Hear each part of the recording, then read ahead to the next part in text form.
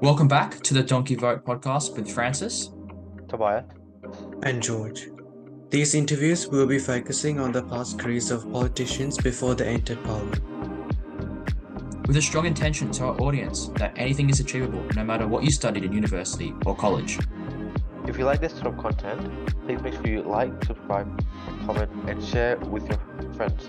Also, we are on YouTube and Spotify, so make sure you follow us on those platforms. Make sure to follow us on Instagram as well to keep updated with the latest episodes and reels that we release. Enjoy the interview.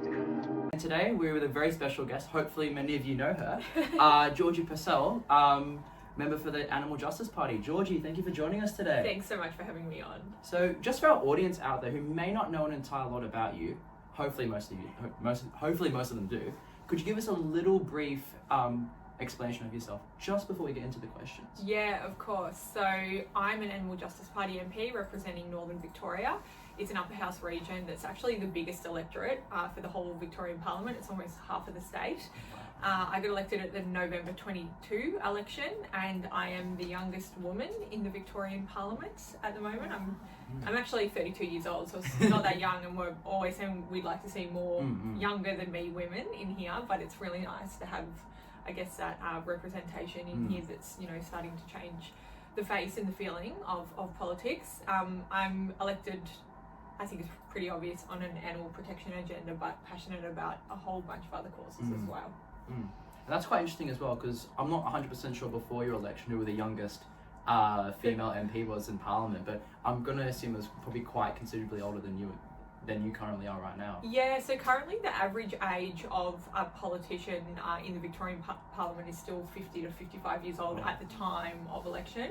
I think that's really going to start to change though, because we do have quite a few MPs in here in their 30s and their 40s. We have one MP, the youngest in the whole Parliament, who got elected at 28. So, yeah, it's definitely starting. That was Abe, wasn't it? Yeah, Abe on the screen right now. Right. Yeah, we've talked to Abe previously as well, so he's great. He's Abe's a a legend. Yeah, so hopefully in the future we get some more younger MPs, especially even from diverse backgrounds as well. I think that's another issue that we don't really talk about too much, but we see a lot of similar demographics, similar backgrounds, and you look at the UK, for example, and you see so many sort of MPs from South Asian, African, East Asian backgrounds. So hopefully that's something that happens here as well in Victoria, even in federal Parliament as well. Yeah, absolutely. It's something we often talk about, because something that's exciting about this term of Parliament is we actually have gender parity for the first time in Victorian Parliament history, so equal amount of women and men, and actually more women than men in the upper house, which is a really radical and drastic shift, because previously to this term of Parliament only 60 other women had been elected to the upper house in the entire history of the Parliament. So it's changed really quickly, but we still have a long way to go, because a lot of those women are, we're all the same type of women. We don't have many women of colour, we don't have many First Nations women, disabled women, openly transgender or non-binary people. So it would be great to see more cohorts of different communities represented in here, because that's when democracy's at its best and when we make the best decisions. It represents the entire community fully. It's not all, the whole community is not all white, middle-aged males. So correct. there's more than that. So hopefully in the future we get some more diverse backgrounds here. Absolutely. That would be great. So yeah, we'll move on straight to our first question for you, Georgie. So my first question to you is, how was your high school and university life? And do you have any memorable moments you'd like to share for the podcast? Yeah, look, it's funny timing with that question, because I actually just randomly ran into my high school in Queen's Hall doing a tour today. I didn't even know they were coming in. So my high school life was pretty good. I'm from a small country town just outside of Geelong, which sort of, I think, helped shape me be who I am today, because it was a regional, farming community, and that really opened my eyes to the suffering of animals, which I think you go one of two ways when you grow up in those areas. So I went to high school in Geelong, I went to Christian College, and then I went off to university at Deakin, and I've actually spoken very openly as a Member of Parliament about my university experience, because not to be grim, my university experience wasn't good, and I had a pretty awful experience of getting outed when I was working as a stripper, which is something that I'm really open about now, but absolutely, fundamentally shaped a big part of my youth and really held me back and made me think that I couldn't do certain things, such as become a lawyer, which is what I was studying at university, and certainly not be a member of parliament, and that's why I'm open about that now, because I don't want other young people who have those experiences to look at, you know, what they've gone through and think that they can't go on and achieve great things, because they certainly can. And it's one of the reasons why I actually wanted to get in here and tell my story. So my standout moment at university is not a nice one. Sorry to be done. Do you have any other like standout like good moments from university or even high school that? Yeah, look, well, one thing I'd say about university for me is that despite all of that, I actually finished my degree and got admitted as a lawyer. So that was like a real standout moment for me, because I didn't think that I would do it at the time.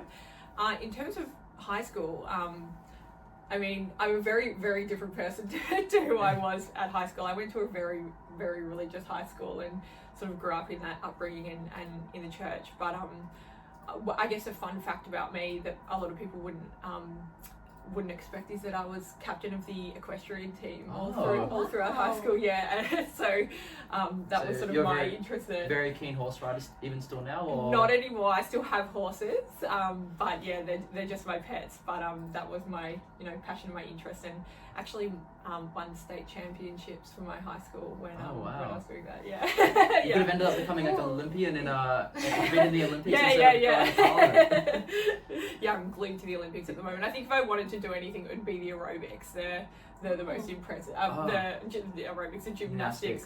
Their capabilities are absolutely incredible. Oh yes, yeah. I also love watching the diving as well. It's quite similar to the gymnastics, but those sort of tucks and moves they can make before getting into the water is incredible. Yeah.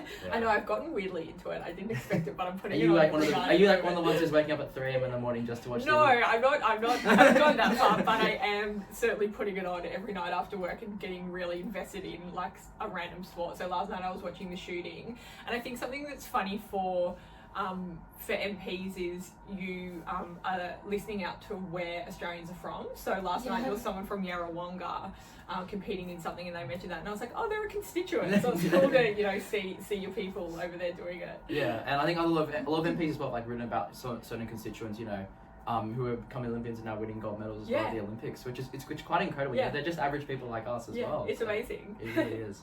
But yeah, I think we'll move on now to our second question for you, Georgie. So prior to entering Parliament, you worked as a digital campaigner at United Voice, now United Workers Union. Yep. At communications advisor at Industry Super Australia and the chief of staff to Andy Muddick, MP. How did these positions throughout the public service prepare you for your political career? Yeah, it's a great question. I think even though all of those jobs were so different, they were united in the sense of I spent my entire working life prior to being a member of Parliament working on issues and causes and campaign to improve people's lives. So, working people, Australians when they retired, and then of course working for Andy Muddick. He was the first Animal Justice Party MP to get elected in Victoria at the 2018 election. I would say that all of those jobs helped shape me and prepare me for this job, working on, political campaigns. I had such close ties with politics just through doing those jobs, because we were constantly asking for outcomes and changes to improve people's lives. But certainly working for Andy was the really defining thing that prepared me for this place. I'm actually really, really lucky because I spent 4 years working in the building, but not as an MP, that when I got elected, we had this, basically almost brand new crossbench. There was a few MPs that had done the last term who had never even stepped foot in the Parliament building, let alone sort of really understood how it works. Like understanding the day-to-day and the running of the Parliament takes some time to learn. So I was really lucky that even though I was a new MP, I certainly wasn't new to the building, finding my way around, knowing how to write a question for question time or an adjournment or a bill speech. So we were able to hit the ground running, and I also took on some of Andy's staff who had spent the last 4 years in here with me. So first sitting week, we were ready to go, and the clerks were asking us, does anyone want to speak, this week, or do a question in question time? And a lot of people were still learning, but we were able to do it because we, I guess, had the crash course and the training in here. So that certainly set me up for it, and I think it's a really cliche pathway for a lot of MPs to work as political staffers, and of course we need all different types of people in here, and you know, people that have had other careers, but it certainly helps to set you up. And I'd recommend doing it for, you know, anyone, even for a short period. Political staffing life is normally quite short because it's demanding and it's hard work, but you learn and experience a lot for it, no matter where you want to go in life.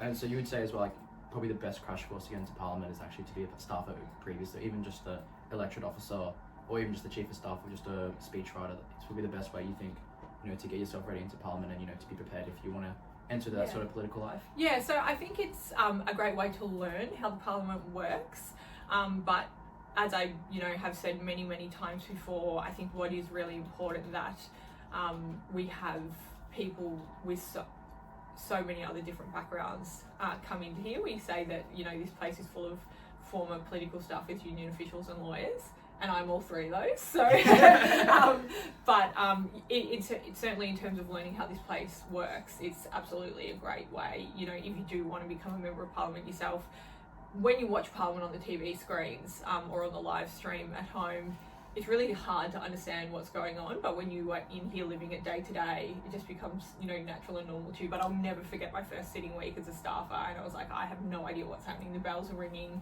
I didn't know, you know, what an adjournment was, or, you know, how to write a bill speech, and it's, you know, all the things that you learn throughout the process. And was that when you first entered Parliament, was that a difficult sort of experience, you know, that first sort of week, just getting used to those sort of things? And, you know, it's probably quite alarming just hearing the bells go off, like in the middle of the day, just like, you know, you might be casually eating your lunch and then straight away the bells go off or something like that. So it's really funny now because you get so used to the bells that they ring and you almost don't even realise. But we'll have people in here for meetings and they'll be like, are we getting evacuated? Like, is there a fire alarm or an emergency? Because the bells in here, you know, are so loud and they ring for 4 minutes constantly. It's actually probably not the best way to inform us to vote. We've spoken about this before in my office in the past, but for people who might have, you know, sensory issues, it's actually like, it's very alarming. It's, you know, when it's happening all day and you're here for a whole week, it can be a lot. It really does something to it can really impact your hearing a lot as well. Yeah, totally. But it just becomes like normal to you. The worst thing though that can happen is if you try and quickly run to the bathroom and then the bells ring when you're in there and you're trying to rush out and make your way to the chamber, which has only ever happened to me once. Especially if there was actually like a fire evacuation, you might not know like the bells are actually ringing for. Totally. I think we'll move on now to our next question for you, Georgie. So I think you've talked a little bit about this previously, before in the first question and in the media. So in some of your previous interviews, you detail your career as a pole dancer during your university life, and your election to Parliament was a big moment for young women across Victoria, as you are currently the youngest serving woman in the Victorian Legislative Council. Do you hope your election to Parliament has helped young women be inspired to run in politics? Yeah, absolutely. So when I got elected, which is something that I really never thought I could do, and I never planned to run or be a politician. It's something that sort of, even when I was working as a staffer, I was sort of only in the last year of doing that, with a lot of encouragement from people around me, that I decided to do it. But deciding to run for a minor party and actually getting elected, there's a pretty big space between, because it's really hard.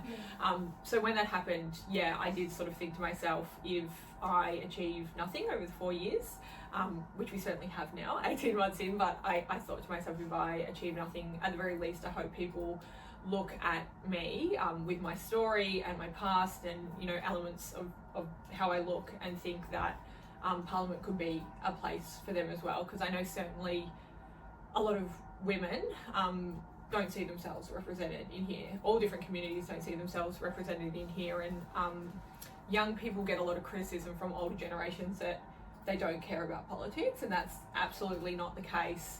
The issue is they don't see themselves in politics and they're not inspired by the people who are representing them, and I think it's really important that starts to change. So I hope that I'm doing that for certain communities.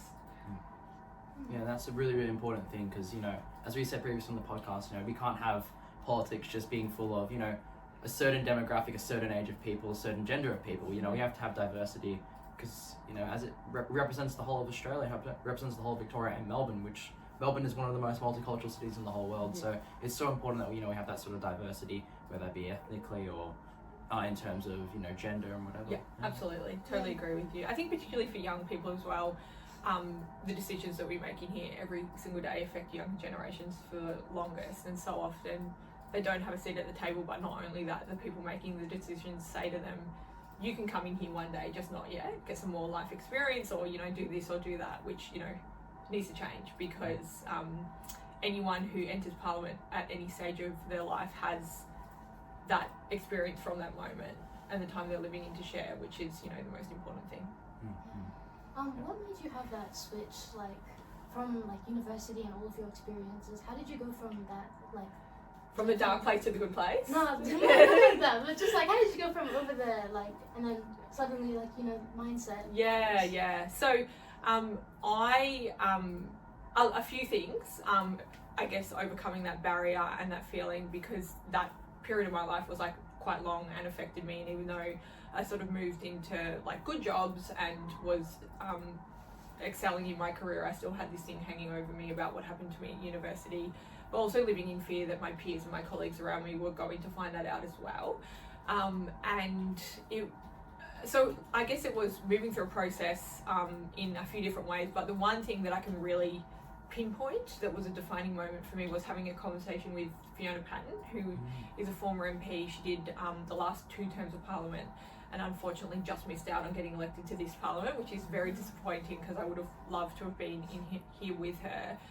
But she was actually the first ever former sex worker to be elected to any Australian Parliament, and her election was, I think, a big defining moment for a lot of communities as well in terms of representation in here. And I spoke to her about sort of my feelings and my thoughts, and she just gave me the good advice of, even if you don't want to run, but even if you want to overcome this thing that's happened to you, the best thing that you can do is take back the power that those people took away from you, and own your story and tell it, and you won't believe how, you know, powerful that makes you feel, but also how healing it will be for you. And she really sort of counseled me through that process, and then eventually when I did decide to run as a candidate, I told the story myself up front straight away, in a way that was controlled for me, in a way that I felt safe, in a way that I felt comfortable, which was important for a range of reasons, but also because the sad reality of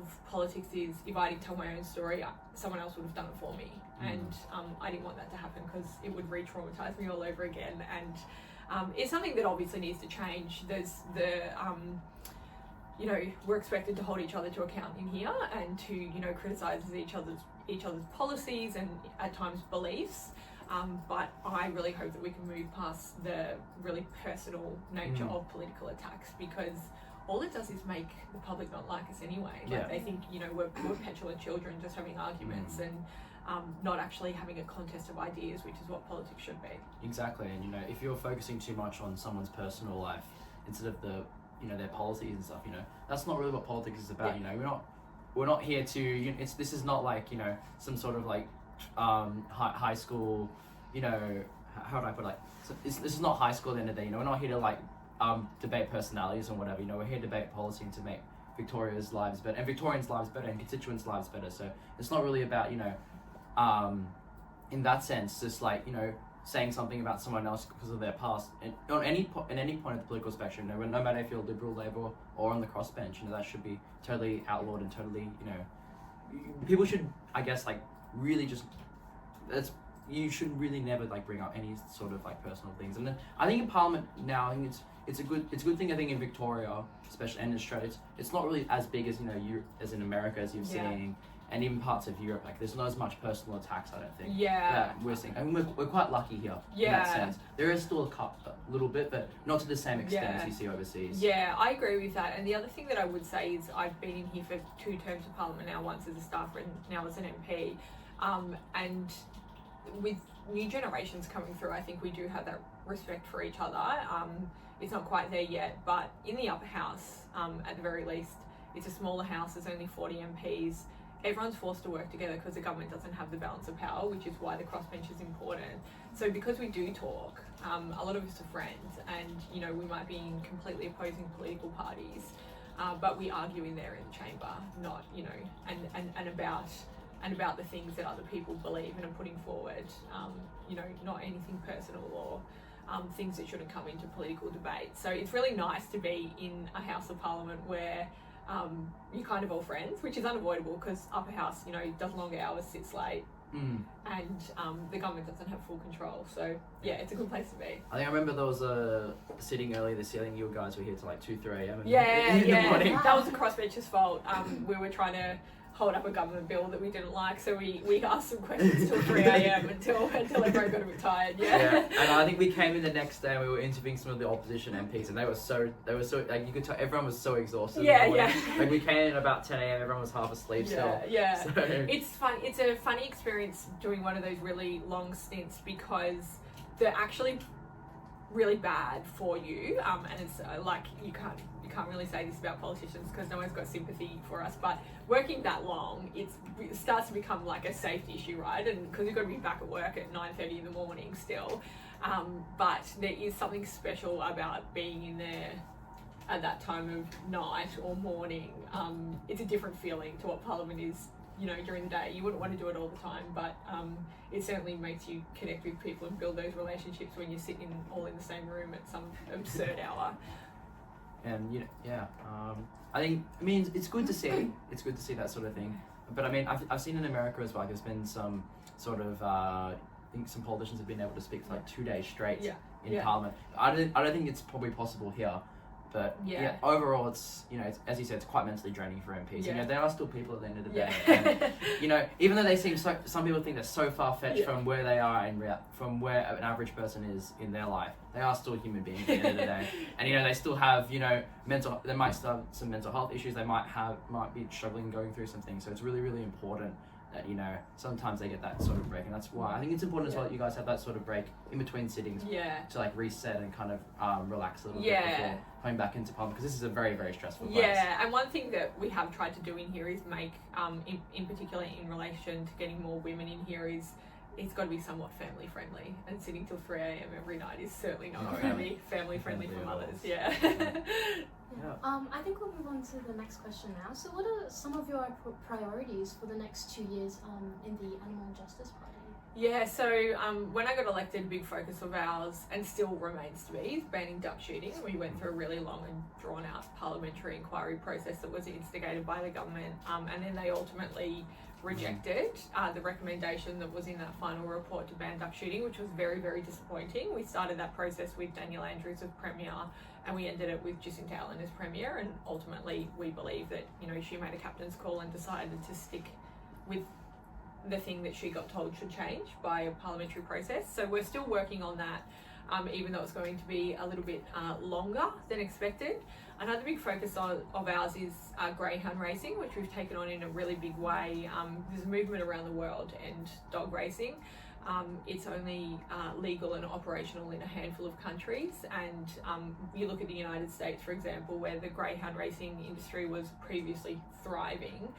They've only got 2 tracks left, but here in Australia we continue to open tracks and continue on with the industry. And here in Victoria in particular, we're the deadliest state. We've got record high track deaths this year. We've actually had 29 dogs die on Victorian racetracks this year, which is 14 more dogs than this time last year. Around Australia, governments are starting to act. New South Wales is having an inquiry, South Australia had an inquiry, so we're hoping to get the same here at the very least.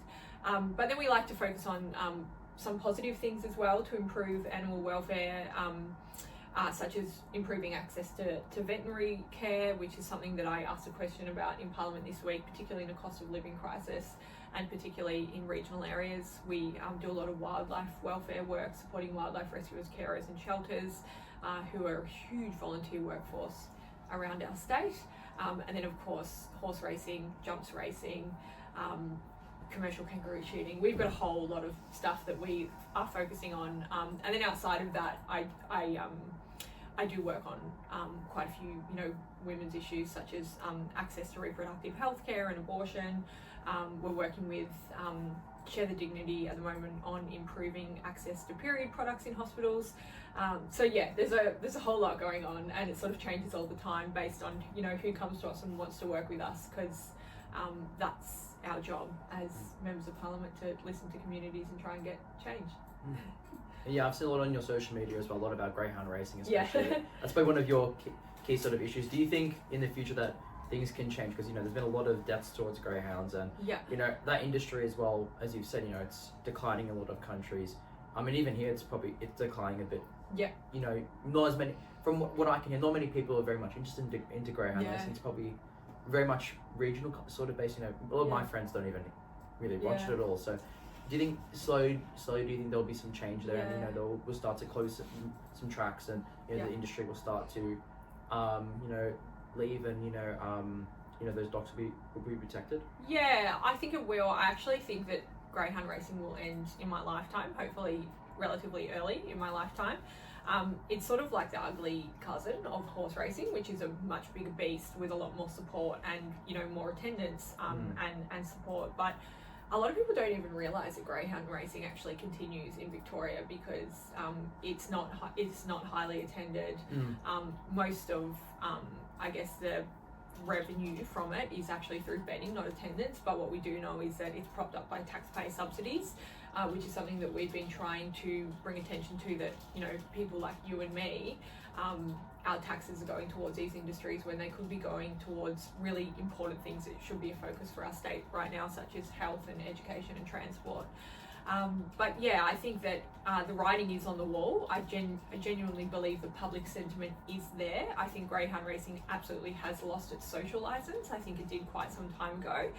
But what we also know is that politics often is quite a few years behind that change in the public's view, and it's our job to keep the pressure on to make sure that something does eventually happen. So maybe if you get elected in the next term, we could see some even more considerable change, maybe even a banning, because, you know. Yeah, hopefully. Maybe Hopefully. even this term. Maybe You never know this what's term. going to happen. Exactly. You know, politics is an ever-changing game, so Yeah. things can happen for sure. Yeah. So yeah, we'll move on to our next question for you, Georgie. So, Yeah. who would you say is your political role model or idol? Yeah, well, I've actually already, I think probably the first thing I would say is having political role models can be dangerous, because we are here to represent people, and I think it's really important that part of that is obviously, you know, seeing politicians as equals and representatives and holding them to account. But I'm probably the person that has assisted me most on my political journey I've already spoken about, which was Fiona Patton. I certainly would say that she was not just a role model to me, but a mentor to me, and remains to be. And, you know, we're good friends, and I think that I probably wouldn't be in here if it wasn't for her, and me having that experience of, you know, someone with a different past or history can become a member of parliament. I actually spoke with her at a school the other day. We often team up and speak to school students, so and talk to them about, you know, your past doesn't have to define your future, and the importance of diversity in politics. So it's cool to sort of have that change from seeing her get elected when I didn't even know her to now working with her on the things that ultimately helped me to get where I am as well. And would you also say like Andy Meddick as well would be a political role model? And I don't know if you could, seeing as he was the first animal justice MP elected. I think I've previously spoken to him actually back in the past. Yeah, you probably would have. Yeah. Yeah, so I mean, working for Andy was I don't think I would have been here either if I didn't work for Andy, and owe a whole lot to him for that experience. It's certainly not a job that I ever planned to do, and when he got elected, he came to me and asked me to join his team, which was a bit of a shock and a big drastic change in my life.